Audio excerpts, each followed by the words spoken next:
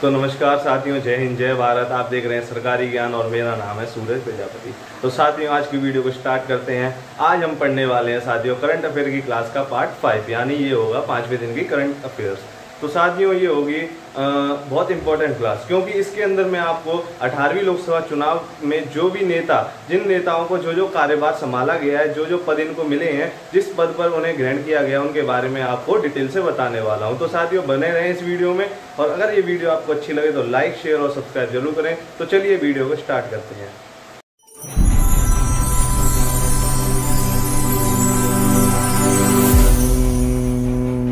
तो साथियों, बढ़ते हैं अपने पहले प्रश्न की ओर। देखिए, हाल ही में मोदी कैबिनेट 3.0 हाल ही में मोदी कैबिनेट 3.0 में रक्षा मंत्री किसे बनाया गया है? शिवराज सिंह चौहान, जेपी नड्डा, राजनाथ सिंह या फिर नितिन गडकरी? तो साथियों, ये पहले जो थे वही इस बार भी हैं। कौन? श्री राजनाथ सिंह ही हमारे रक्षा मंत्री हैं। पहले भी यही थे और इस बार भी वही हैं। अब देखिए, मोदी 3.0 की बात चली है, तो ये कौन सी लोकसभा चुनाव है? 18वीं लोकसभा चुनाव। कौन सी? 18वीं लोकसभा चुनाव। अब देखिए, 18वीं लोकसभा चुनाव में देखिए 18वीं लोकसभा चुनाव है ये। एनडीए को कितने वोट मिले? एनडीए को कितना मत मिला? एनडीए को मिला है साथियों 293 वोटों से एनडीए। और बीजेपी, इसमें बीजेपी की ओनली कितने हैं? बीजेपी के हैं 240 वोट। ठीक है साथियों। अब देखिए, एनडीए टोटल है 293, इसके अंदर बीजेपी के कितने हैं? 240। अब देखिए साथियों, जो 4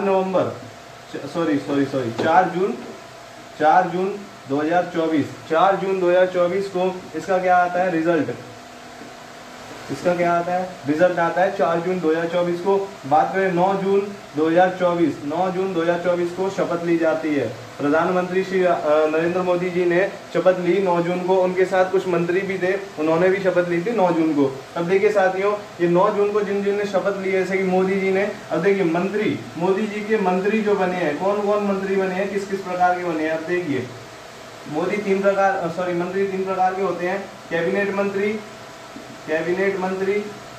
बात करें हम कैबिनेट मंत्री, एक राज्य मंत्री, और बात करें साथियों, एक है हमारे उपराज्य मंत्री। उपराज्य को आप बोलते हैं स्वतंत्र प्रभार। ठीक है साथियों, स्वतंत्र प्रभार। अब देखिए, जो कैबिनेट मंत्री हैं ये 30 हैं। कैबिनेट मंत्री कितने बने हैं? 30 कैबिनेट मंत्री बने हैं। राज्य मंत्री जो बने हैं वो बने हैं 36। और बात करें स्वतंत्र प्रभार, यानी स्वतंत्र प्रभार जो उपराज्य मंत्री हैं वो बने हैं केवल 5। ठीक है साथियों, टोटल मिला के इनका हो जाएगा, जोड़िए इनका टोटल इनका कितना हो रहा है? इनका हो रहा है 71। देखिए साथियों, टोटल इनका कितना हो रहा है? 71। ठीक है साथियों। अब देखिए, 71 तो केवल मंत्री हैं। इनके साथ एक हमारे पीएम भी तो जुड़ेंगे। कौन? हमारे पीएम या नरेंद्र मोदी जी भी इसके साथ जुड़ेंगे, तो कितने हो जाएंगे? 72 मंत्री टोटल हो रहे हैं अभी। ठीक है साथियों, और हमारी लोकसभा चुनाव में 543 सीटों में बंटवारा होना है। 543 सीटें हैं, उनमें कितने? 72 मंत्री बन चुके हैं। आप ये ध्यान रखिए, एक संशोधन आया था, वो था 91वां संविधान संशोधन। 91वां संविधान संशोधन ये कहता है कि साथियों, अटल बिहारी वाजपेयी लाए थे ये, और 91वां संशोधन ये कहता है कि लोकसभा की सीटों का 15% ही मंत्री बन सकता है। ठीक है साथियों, ज्यादा से ज्यादा इतने बन सकते हैं, 15%। 543 है, इनका 15% निकालोगे तो साथियों लमसम ये आएगा आपका 82 के लगभग आएगा। ठीक है साथियों, अभी कितने बने हैं? 72, तो 10 मंत्री और बन सकते हैं फ्यूचर में। ठीक है साथियों, अभी बने हैं 72 मंत्री, टोटल 10 मंत्री और बन सकते हैं। ठीक है साथियों, अभी ये देखिए, तो कैबिनेट मंत्री, रक्षा मंत्री बताया मैंने। अब इनके जो भी डिटेल, यानी कि जितने भी 30 कैबिनेट मंत्री है, उनको मैं डिफाइन करने वाला हूँ, उनको कौन कौन से पद मिले हैं उनके बारे में बताने वाला हूँ। तो साथियों, बने रहे इस वीडियो को। चलिए स्टार्ट करते हैं। तो देखिए साथियों, मंत्रालय का किस प्रकार से आवंटन किया गया है। देखिए, नरेंद्र मोदी जी जिनको आप जानते हैं, वो पीएम है, यानी प्राइम मिनिस्टर है। उनको पेंशन मंत्रालय उनके अंडर में आता है, और उच्च मंत्रालय जो भी बड़े मंत्रालय होंगे उनके अंदर में आएंगे। बात करें राजनाथ सिंह, रक्षा मंत्रालय राजनाथ सिंह के अंडर में आता है। और बात करें, ये हमारे रक्षा मंत्री हैं। और बात करें साथियों, ये सांसद हैं, ये किसके सांसद हैं? ये लखनऊ सीट से सांसद है।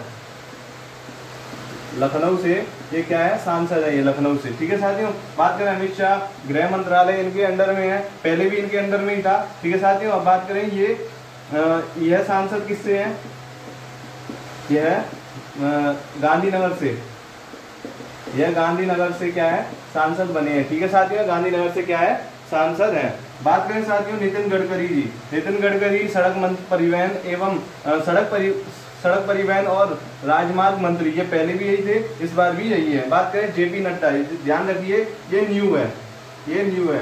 देखिए साथियों नया होगा वो मैं बताता हुआ चलूंगा। जेपी नड्डा जो नए हैं ये स्वास्थ्य मंत्री बने हैं, स्वास्थ्य मंत्री जेपी नड्डा को बनाया गया इस बार। शिवराज सिंह चौहान ये भी नए आए हैं साथियों कैबिनेट मंत्री में। ठीक है साथियों, शिवराज सिंह चौहान कृषि मंत्रालय है, कृषि मंत्रालय इनके अंडर में है। बात करें साथियों किससे हैं, ये विदिशा से सांसद है, किससे है, विदिशा से, विदिशा की सीट से क्या है, सांसद बने हैं, एमपी बने हैं। ठीक है साथियों, निर्मला सीतारमण, निर्मला सीतारमण वित्त मंत्रालय इनके अंडर में है, ये पहले भी यही थी, इस बार भी यही है। चलिए अब आगे बढ़ते हैं।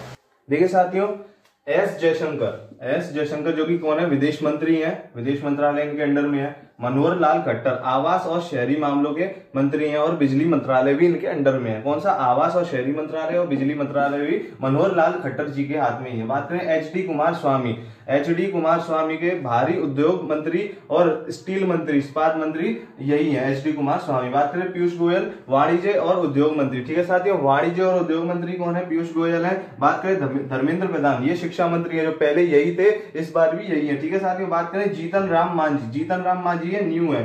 ठीक है साथियों, ये आपको ध्यान रखना है, नए ये बने हैं जीतन राम मांझी, सूक्ष्म लघु एवं मध्यम उद्यम मंत्रालय। ठीक है साथियों, ये इनके अंडर में है। बात अब आगे चलते हैं साथियों। देखिए साथियों आगे बढ़ते हैं। लल्लन सिंह पंचायती राज मंत्री और मत्स्य पालन मंत्री एवं पशुपालन और डेयरी मंत्री। देखिए साथियों लल्लन सिंह किस इनके हाथ में कौन कौन से मंत्रालय, पंचायती राज मंत्री है ये, मत्स्य पालन मंत्री है, पशुपालन और डेयरी मंत्रालय इनके अंडर में ही आता है साथियों। बात करें सर्बानंद सोनेवाल, ये देखिए साथियों ये न्यू है, ध्यान रखिएगा, ये न्यू बने हैं। सर्बानंद सोनेवाल बंदरगाह और जहाजरानी एवं जलमार्ग मंत्रालय इनके अंडर में, और ये पहले से ही है, पहले भी इनके हाथ में था, इस बार भी इनके हाथ में ही। बात करें वीरेंद्र कुमार सामाजिक न्याय मंत्री हैं। ठीक है साथियों, बात करें राम मोहन नायडू ये नए बने हैं साथियों, ये न्यू है, ध्यान रखिएगा, ये नए बने हैं विमानन मंत्रालय, और इनको सबसे युवा मंत्री कहा जाता है, सबसे युवा मंत्री किसके अंदर, कैबिनेट के अंदर सबसे युवा मंत्री कौन है, ये राम मोहन नायडू जी ही सबसे युवा हैं। बात करें प्रहलाद जोशी उपभोक्ता मामले के मंत्री हैं, उपभोक्ता मामले के मंत्री कौन बन गए, प्रहलाद जोशी। जुएल ओराम जनजाति मामलों के मंत्री हैं। ठीक है साथियों, चलिए आगे बढ़ते हैं। देखिए साथियों 20वें नंबर के हैं गिरिराज सिंह कपड़ा मंत्री है, कपड़ा मंत्री कौन है, गिरिराज सिंह। बात करें अश्विनी वैष्णव, ये रेल मंत्री हैं, पहले भी यही थी, इस बार भी यही है, रेल मंत्री। सूचना एवं प्रसारण मंत्री कौन है, अश्विनी वैष्णव। बात करें ज्योतिरादित्य सिंधिया इनके पूर्वोत्तर क्षेत्र विकास नॉर्थ ईस्ट में डेवलपमेंट के लिए और दूरसंचार मंत्री भी कौन है, ज्योतिरादित्य सिंधिया। बात करें ये है गुना से सांसद, गुना से कौन है, एमपी है कौन, ज्योतिरादित्य सिंधिया। बात करें भूपेंद्र यादव पर्यावरण वन एवं जलवायु परिवर्तन मंत्री। ठीक है साथियों, पर्यावरण वन एवं जलवायु परिवर्तन मंत्री कौन है, भूपेंद्र यादव। बात करें गजेंद्र सिंह शेखावत संस्कृति मंत्री और पर्यटन मंत्री, संस्कृति और पर्यटन मंत्री कौन है, गजेंद्र सिंह शेखावत। बात करें अन्नपूर्णा देवी महिला एवं बाल विकास मंत्री है, महिला एवं बाल विकास मंत्री कौन है, अन्नपूर्णा देवी। चलिए दोस्तों दो इंपॉर्टेंट और समझते हैं। तो देखिए साथियों 26 नंबर के हैं किरण रिजिजू संसदीय कार्यवाही मंत्री है, संसदीय कार्य के मंत्री है। बात करें अल्पसंख्यक मामलों के भी मंत्री कौन है, किरण रिजिजू। बात करें चिराग पासवान खाद्य प्रसंस्करण मंत्रालय के मंत्री कौन है, चिराग पासवान। ठीक है साथियों, ये हैं कुछ इंपॉर्टेंट कैबिनेट मंत्री, इनको आपको याद रखना है साथियों एग्जाम की दृष्टि से, क्योंकि एसएससी के अंदर ये पूछने की पूरी संभावना बनती है। ठीक है साथियों, अब जैसे कि आरपीएफ का एग्जाम आ रहा है, उसके अंदर जीएस के क्वेश्चन पूछे जाएंगे, उसके अंदर ये बहुत इंपॉर्टेंट है, ये आ सकता है। ठीक है साथियों, आपको ये याद रखना है। चलिए अब आगे समझते हैं। तो साथियों देखिए अपना दूसरा प्रश्न, हाल ही में अंतर्राष्ट्रीय अभिलेखागार दिवस 2024 कब मनाया गया है, हाल ही में अंतर्राष्ट्रीय अभिलेखागार दिवस 2024 में कब मनाया गया है। देखिए 6 जून, 7 जून, 8 जून या 9 जून, सोचिए साथियों आप लोग, अभिलेखागार दिवस। ठीक है साथियों, अभिलेखागार दिवस तो ये मनाया जाता है, मैं बताता हूँ 9 जून को ये मनाया जाता है। 9 जून को 9 जून 1948 9 जून 1948 को अभिलेखागार की अंतर्राष्ट्रीय लगा लेना साथियों आगे, अंतर्राष्ट्रीय अभिलेखागार की स्थापना की गई। देखिए 9 जून 1948 को अंतर्राष्ट्रीय अभिलेखागार की स्थापना की गई। ठीक है साथियों, और इसका मुख्यालय कहाँ रखा गया? मुख्यालय बनाया गया है, याद रखिए आप लोग, पेरिस में। कहाँ पे? पेरिस, फ्रांस में। पेरिस, फ्रांस में इसका क्या रखा गया है? मुख्यालय। ठीक है साथियों, ये आपको ध्यान रखना है। अंतर्राष्ट्रीय अभिलेखागार दिवस 9 जून को मनाया जाता है और 9 जून 1948 को अंतर्राष्ट्रीय अभिलेखागार की स्थापना की गई। मुख्यालय पेरिस यानी कि फ्रांस है। और इसकी घोषणा साथियों, अभिलेखागार की घोषणा होती है 2007 में। 2007 में मनाने की घोषणा होती है। स्थापना की गई थी अंतर्राष्ट्रीय अभिलेखागार की 1948 को और घोषणा होती है 2007 से। ठीक है, चलिए दोस्तों आगे बढ़ते हैं। तो देखिए साथियों, अपना तीसरा प्रश्न, हाल ही में फोन पे ने किस देश की कंपनी के साथ पिग्मी के साथ संपर्क रहित भुगतान के लिए साझेदारी की है, यानी पार्टनरशिप की है। किसने की है? फोन पे और पिग्मी। देखिए साथियों, फोन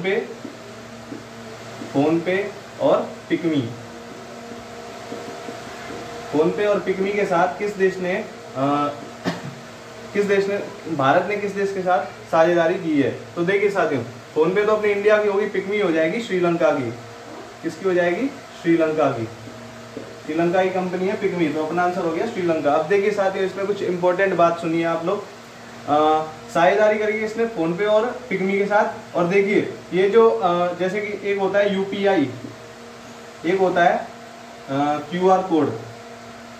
देखिए साथियों, ये जो हो रहा है पिग्मी के साथ, फोन पे और पिग्मी के साथ जो संबंध बनेगा, मतलब वो यूपीआई का नहीं, वो क्यूआर कोड का बनेगा।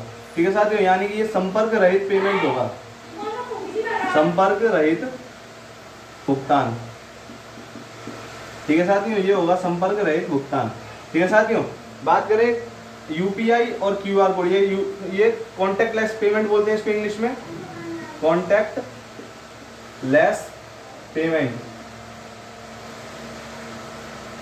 ठीक है साथियों, कॉन्टेक्टलेस पेमेंट। बात करें यूपीआई की फुल फॉर्म होती है, मैंने आपको बताया था, unified payment interface. Unified payment interface हो गई यूपीआई की फुल फॉर्म। बात करें क्यूआर कोड की फुल फॉर्म होती है क्विक रिस्पॉन्स। ठीक है साथियों, क्विक रिस्पॉन्स हो गई क्यूआर कोड की। ठीक है साथियों, हो गया अपना तीसरा प्रश्न और श्रीलंका अपना आंसर हो गया। चलिए अब चौथे प्रश्न की ओर बढ़ते हैं। देखिए साथियों, अपने चौथे प्रश्न को, हाल ही में एशियाई बैंकर द्वारा बेस्ट कंडक्ट ऑफ बिजनेस। देखिए एशियाई बैंकर द्वारा best conduct of business regulator पुरस्कार से किसे सम्मानित किया गया है? देखिए किसे सम्मानित किया गया है? RBI, SEBI, IREDA, FICCI। ठीक है साथियों, तो इसका आंसर हो जाएगा सेबी यानी SEBI। अब देखिए सेबी की फुल फॉर्म क्या होती है? SEBI, सेबी यानी कि